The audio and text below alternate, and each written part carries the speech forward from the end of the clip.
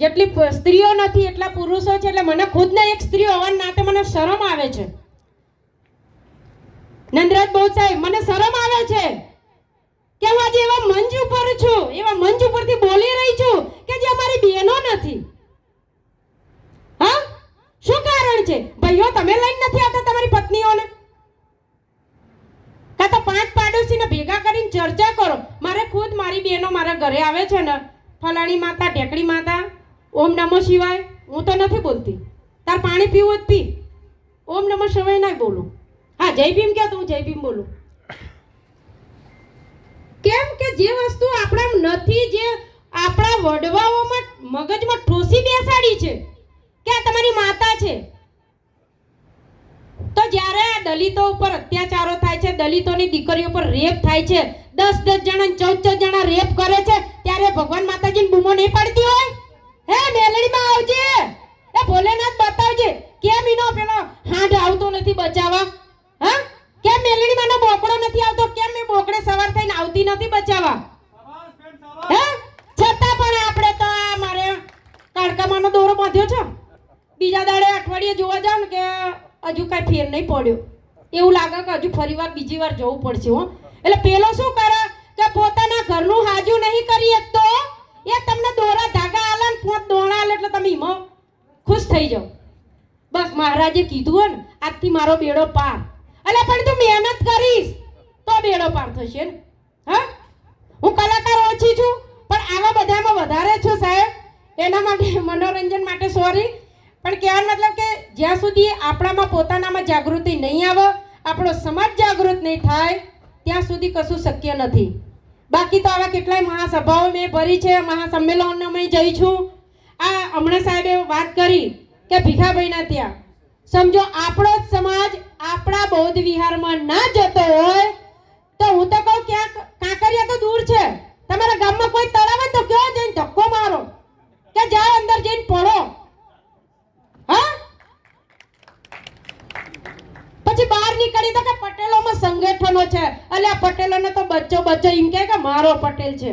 એક ગરીબ હોય તો બીજો મદદ કરે છે, એકને કેનેડા જવું હોય તો 50 જણીને રૂપિયા આલે છે, ત્યારે એ પૈસા ભેગા કરીને અમેરિકા જાય છે. એટલે રૂપિયાવાળો એમની રૂપિયાવાળો નથી થતો.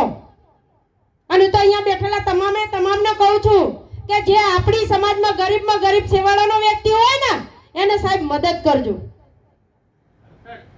એને મદદ કરજો કે એ આગળ આવો. એટલે પટેલોની ચાપલુસી કરતો મોટો, એ શ્રવણોની ચાપલુસી કરતો મોટે. મને તો જ્યારથી સમજણ આવી છે ને કે ભગવાન બૌદ્ધિસ્ટ અને ભગવાન તથાગત બુદ્ધ હતા છે, કે બાબા સાહેબ છે ને આપણું આટલું વર્ચસ્વ છે, ત્યારથી મને આમ એવું ખુન્નસ થાય છે ને કે ખરેખર આપણે જાતિ છુપાવવાની તો આવતી જ નથી. શું કામ જાતિ છુપાઈએ છીએ? હા, ક્યાં એની દીકરી આપણા ઘરમાં લાવી છે કે આપણી દીકરી એના ઘરમાં આપી છે? હા, એટલે તો આ લવ મેરેજો નીકળે. જા હોહરો પડી જા. હા, અમારા બાપની એટલી તાકાત છે, સંવિધાન લખ્યું છે, એની કલમોમાં એટલી તાકાત છે કે હવે તારા ઉપરથી 5-5 લાખ રૂપિયા ઉપરથી આપવા પડે છે સાહેબ. અપર કાસ્ટની લેડીઝ લાવો ને એટલે 5 લાખ એમને જખ મારીને આલવા પડે છે. એટલી તાકાત છે આપણા સંવિધાનમાં. એટલે જ્યાં સુધી આપણે બાબા સાહેબને નહીં ઓળખીએ, તથાગત બુદ્ધ સાહેબને નહીં ઓળખીએ અને આપણે જાતે આપણને પોતાની જાતને નહીં ઓળખીએ ને, ત્યાં સુધી કશું શક્ય નથી. કેમ કે આપણે આપણા છોકરાને ભણાવવું હોય કે ભાઈ જોજે હો 12મા ધોરણમાં 10મા ધોરણમાં સારા ટકા લાવજે તો તને સરકારી નોકરી મળે. અમને તો સરકારી નોકરીઓ કાઢી. હા, પછી કહે ના તો હારો તું તો ભણ્યો નહીં ને એટલે તને ઓછા ટકા આયા. એટલે ઓછા ટકા આયા એની વાત જવા દે, તું દોરા ધાગામાં ઊંચી નહીં આવી. હા, છોકરો ભણતો હોય ને તાવ આવી જો હેડજે મંદિર પેલા બાપુને તો જઈએ તો બાપુ દોરો બધે તને હારા ટકા આવશે. તો બાપુ પોતે ના હારા ટકા લઈને હારી ડિગ્રીમાં ઉપર જતો રહે કાં તો સંસદમાં બેસી જાત. હા, એટલે આ બધું જાણવાની જરૂર છે. અત્યારના માતા પિતાએ, હું તો મારા છોકરાઓને અત્યારથી જો મેં મકાન લીધું, ભીખાભાઈ ફ્લેટ લીધો, પણ ફ્લેટમાં મેં મારી દીકરીના ખાલી પગલા પડાય. ભગવાન એને એક માતાજીએ નહીં, મારું સારું કરવું હશે તો કરશે, નકર ભૂંડું તો કરશે. હે, કેમ કે મેં કોઈનું ખરાબ કર્યું જ નથી. અને જે કોઈના દેવી દેવતા કદાચ નડતા હોય ને એ પોતાના કર્મો નડે છે કે કોકનું હારું કરો, હારા માંગડી ચીત્યો હારું જ થવાનું છે. પછી ભગવાન માતાજી કશું નહીં કરવાના. પણ આજે ખરેખર આ બહુ બધી સીટો ખાલી છે અને આવી જ સારી સારી મહાસભાઓ સાહેબ કરતા રહો.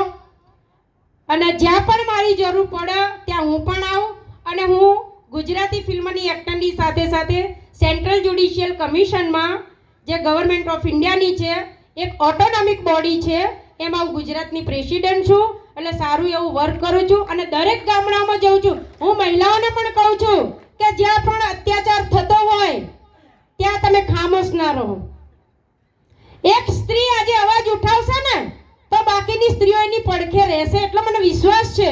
કેમ કે હું આજે બહાર નીકળી છું ને ત્યારે મને ખબર પડી છે. પણ મારી બહેનો બહાર નીકળતા મને એવું લાગે છે એટલે ગભરાય છે કે ક્યાંક કદાચ કોકની સાથે ભાડશે ને તો એમ કહેશે સમાજ કે આ ભાઈ પેલાની હંગાત હતી. આ કારણથી કદાચ મારી બહેનો બહાર નથી નીકળતી કે હું કોકની સાથે જઈશ, કોકના બાઇક ઉપર બેસીશ, કોકની ગાડીમાં જઈશ કે કોકની જોડે ઊભી રહીશ ને તો એમ કહેશે કે આ પેલી બાઈ ફલાણાના આદમીની હંગાત હતી. પણ એવું નહીં. એક કોને હાંભળો ને એક કોને કાઢી નાખો. આપણો આત્મા આપણી સાથે છે. તમને ખુદને ખબર છે કે તમે ક્યાં જવાના છો, શું કરવાના છો. ભાઈ દુનિયાની વાતોમાં આવવાની જરૂર નથી. અને દુનિયાદારીની વાત કોણ કરે? કોણ કરે? દોરા ધાગાવાળા જ કરે. હા કે નવરી બેઠી પંચાયતો કરતી હોય ને એ જ કરી શકે. બાકી આજે કડીથી મારે અહીંયા આવતો ને